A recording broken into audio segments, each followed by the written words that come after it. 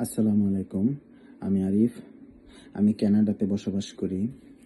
So এই যে আমার হাতে দেখতে পাচ্ছেন, এটা হচ্ছে পোস্টাল ব্যালট পেপার, যেটা বাংলাদেশ ইলেকশন কমিশন আমাকে পাঠাইছে। শুধু আমাকে নয়, যারা ইলেকশন কমিশনের সরকারি ওয়েবসাইটে দেওয়া নিয়ম অনুযায়ী রেজিস্ট্রেশন করছেন, সবার বাসাতেই একটা করে ইলেকট্রিক পোস্টাল, যেটা পোস্টাল ব্যালট, যেরকম একটা খাম, এইটা পাঠানো হয়েছে।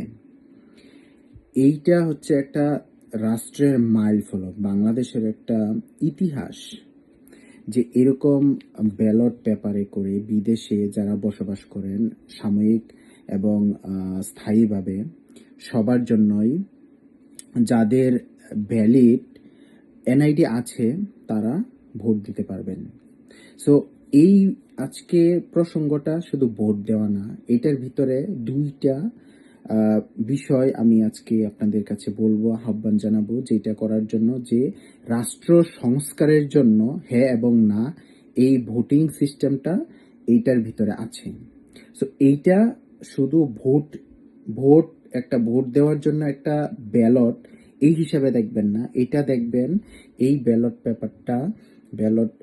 যে পেপারটা, এটাকে দেখবেন একটা দলিল হিসেবে, যে যারা রাষ্ট্র সংস্কারের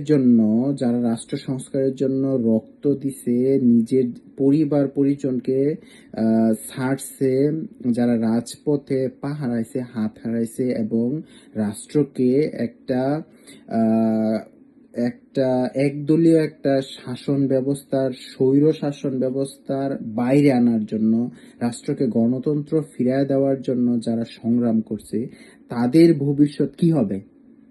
সো এইটা থাকবে এই ব্যালট পেপারের ভিতরে।